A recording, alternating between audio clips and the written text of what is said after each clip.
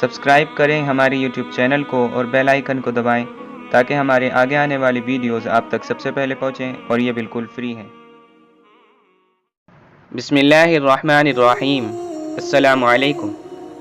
امام احمد بن حنبل کے پڑوس میں ایک لوہار رہتا تھا۔ جب وہ فوت ہوا تو بعد میں کسی محدث نے خواب میں دیکھا۔ اس نے پوچھا، سنائیے آگے کیا معاملہ پیش آیا؟ وہ کہنے لگا کہ مجھے بھی احمد بن حنبل کے درجے میں رکھ دیا گیا ہے اور اب میں ان کے ساتھ رہ رہا ہوں۔ جس محدث نے یہ خواب دیکھا وہ بڑے حیران ہوئے کہ یہ لوہار تو سارا دن لوہا کوٹتا تھا اور امام احمد بن حنبل دین کا کام کرنے والے اور دین کے کام میں قربانیاں دینے والے اللہ کے ایک مقبول بندے تھے۔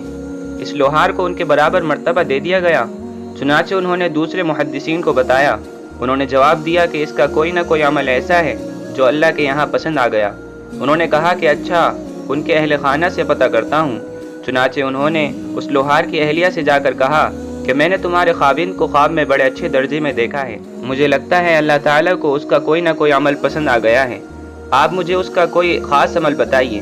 اس نے جواب دیا کہ وہ ایک غریب آدمی تھا۔ وہ سارا دن بھٹی میں لوہا کوٹتا رہتا تھا اور وقت پر نمازیں بھی پڑھتا تھا۔ اس کے علاوہ اس کی کوئی خاص عبادت نہیں ہوتی تھی۔ انہوں نے کہا، پھر بھی ذرا سوچ کر بتائیے۔ اس کی بیوی نے سوچ کر بتایا کہ مجھے اس کی زندگی میں دو باتیں نمایاں محسوس ہو رہی ہیں۔ ایک تو یہ کہ اس کے اندر نماز اور اذان کا اتنا ادب تھا کہ اگر لوہا کوٹتے ہوئے کبھی اس کا ہاتھ اوپر ہوتا اور اس کے ہاتھ میں ہتھوڑا ہوتا اور عین اسی لمحے اللہ اکبر کی آواز آتی تو وہ اس کو ماننے کے بجائے رکھ دیتا تھا کہ اب میرے مالک کی منادی نے پکارا ہے اور مجھے اب اس کے دربار میں حاضری دینی ہے۔ اور دوسری بات یہ ہے کہ وہ سارا دن محنت کر کے رات کو تھکا ہوا آتا تھا تو ہم میاں بیوی بچوں کے ساتھ اپنے گھر کی چھت پر سوتے تھے اور ہمارے پڑوس میں امام احمد بن حنبل رہتے تھے۔ امام احمد بن حنبل ساری رات قرآن پڑھتے ہوئے گزار دیتے تھے۔ جو ان کی طرف دیکھتا اور حسرت سے ٹھنڈی سانس لیتا اور کہتا، میرے بچے زیادہ ہیں اور گھر میں کوئی ایک بندہ بھی نہیں جو محنت کر سکے۔ مجھے ہی سارا دن لوہا کوٹنا پڑتا ہے اور اس محنت کی وجہ سے اتنا تھک جاتا ہوں کہ میں اللہ کی عبادت نہیں کر سکتا۔ اگر میری پیٹھ ہلکی ہوتی تو میں بھی امام احمد بن حنبل کی طرح قیام کرتا۔ وہ محدث یہ سن کر فرمانے لگے کہ اذان کے اس ادب اور دل میں یہ نیکی کا شوق رکھنے کی وجہ سے اللہ تعالیٰ نے اس کو امام احمد بن حنبل کا رتبہ عطا فرما دیا۔